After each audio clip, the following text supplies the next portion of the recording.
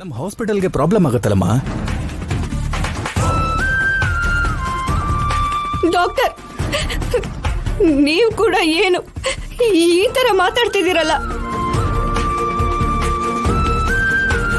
ನಮ್ಮಪ್ಪಂಗೇನು ಆಗಲ್ಲ ಅಂತ ಎಲ್ರಿಗೂ ಹೇಳಿ. ಸಾರಿ ನಮ್ಮ, ನನ್ನಿಂದ ಆಗಲ್ಲ.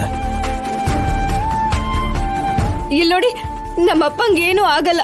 ನಿಮ್ ದುಡ್ಡು ಎಲ್ಲಿಗೂ ಹೋಗಲ್ಲ, ನೀವ್ ಚಿಂತೆ ಮಾಡ್ಬೇಡಿ.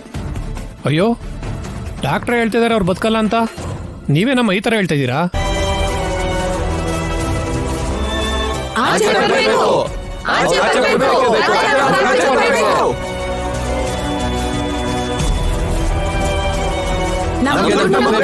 ಒಂದ್ ನಿಮಿಷ ನೋಡಿ, ಇಲ್ಲಿ ಪರಿಸ್ಥಿತಿ ಅರ್ಥ ಮಾಡ್ಕೊಳ್ದೆ ನೀವ್ ಈ ರೀತಿ ಮಾತಾಡೋದು ಸರಿಯಲ್ಲ. ನೋಡಪ್ಪ, ನೀನು ರಾಜಾರಾಮ್ ಅವ್ರ ಅಳಿಯ ತಾನೆ. ಅವ್ರು ಕಟ್ಟಿಲ್ಲ ಅಂದ್ರೆ ನೀನ್ ಕಟ್ತೀಯಾ? ಹೇಳಪ್ಪ.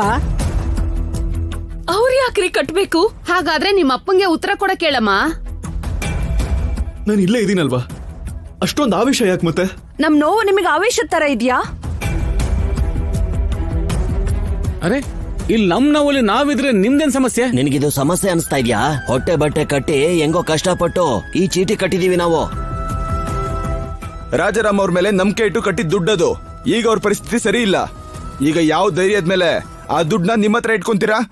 ನಮ್ ದುಡ್ಡನ್ನ ನಮಗ್ ಕೊಟ್ಬಿಡಿ. ಏನಪ್ಪ ಈ ಮಾತು? ನಿಮ್ ದುಡ್ಡು ನಿಮಗ್ ಕೊಡದೆ ಎಲ್ಲೂ ಹೋಗ್ತಾನೆ? ಹೌದು, ನನ್ ಮಗ ಏನ್ ಹೊರಗ್ನೋನಾ? ಅಣ್ಣ ಆಸ್ಪತ್ರೆನಲ್ಲಿರುವಾಗ ಬಂದು ಯೋಗಕ್ಷೇಮ ವಿಚಾರಿಸ್ಕೊಳ್ಳೋದನ್ನ ಬಿಟ್ಟು ದುಡ್ಡು ಕೇಳೋದಕ್ ಬಂದಿದ್ದೀರಲ್ಲ. ನಾಳೆ ಅವ್ರಿಗೇನಾದ್ರೂ ಆದ್ರೆ ದುಡ್ಡು ಯಾರು ಕೊಡ್ತಾರಮ್ಮ? ಅವ್ರು ನೋಡೇ ದುಡ್ಡು ಕಟ್ಟಿರೋದು, ನಿಮ್ ಮಗನ್ ನೋಡಲ್ಲ. ಮೊದ್ಲು ನಮ್ ದುಡ್ಡು ಕೊಟ್ಬಿಡಿ.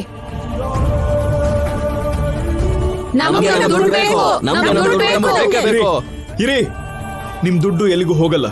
ನಿಮಗ್ ಬರ್ಬೇಕಾಗಿರೋದನ್ನ ಪೈಸೆ ಪೈಸೆ ಚುತ್ತ ಮಾಡ್ತೀನಿ. ಎಲ್ಲರಿಗೂ ಧೈರ್ಯವಾಗಿರಿ. ಯಾವಾಗ್ಲೂ ಕೊಡೋದಲ್ಲ, ನಮ್ಗೆ ಇವಾಗ್ಲೇ ಬೇಕು.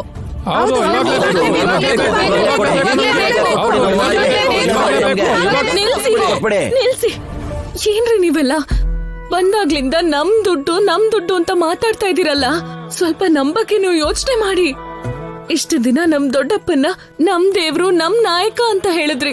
ಈಗ ಅವರು ಸಾವು ಬದುಕಿನ ಮಧ್ಯೆ ಹೋರಾಡ್ತಿರುವಾಗ ಅವ್ರನ್ನ ಬದುಕ್ಬೇಕು ಅಂತ ಬೇಡ್ಕೊಳ್ಳೋದ್ರ ಬದಲು ಅವ್ರು ತೀರ್ಕೊಂಡ್ರೆ ನಿಮಗೇನೋ ನಷ್ಟ ಆಗುತ್ತೆ ಅನ್ನೋ ಹಾಗೆ ಮಾತಾಡ್ತಿದ್ದೀರಲ್ಲ. ನೀವ್ ನಮ್ಮ ಅಪ್ಪನ ಬಗ್ಗೆ ಈ ತರ ಮಾತಾಡ್ತೀರಾ ಅಂತ ಮುಂಚೆನೆ ಗೊತ್ತಿದ್ದಿದ್ರೆ ಅಪ್ಪ ಸೀನು ಮಾವನ್ ಹತ್ರ ಚೀಟಿ ವ್ಯಾಪಾರ ಮಾಡಿಸ್ತಾನೆ ಇರ್ಲಿಲ್ಲ. ನಿಮ್ ಕೈಯಲ್ಲಿ ಆ ದುಡ್ಡನ್ನ ಕಟ್ಟಿಸ್ತಾನೂ ಇರ್ಲಿಲ್ಲ. ನೀವೇನಾದ್ರೂ ಹೇಳಮ್ಮ, ನಮ್ ಭಯ ನಮ್ಗೆ. ನಮ್ ಹೆಂಡತಿ ಮಕ್ಳಿಗೆ ನಾವು ಸಮಾಧಾನ ಹೇಳ್ಬೇಕಲ್ವಾ? ನಮ್ ದುಡ್ಡನ್ನ ನಮ್ಗೆ ದಯವಿಟ್ಟು ಕೊಟ್ಬಿಡಿ.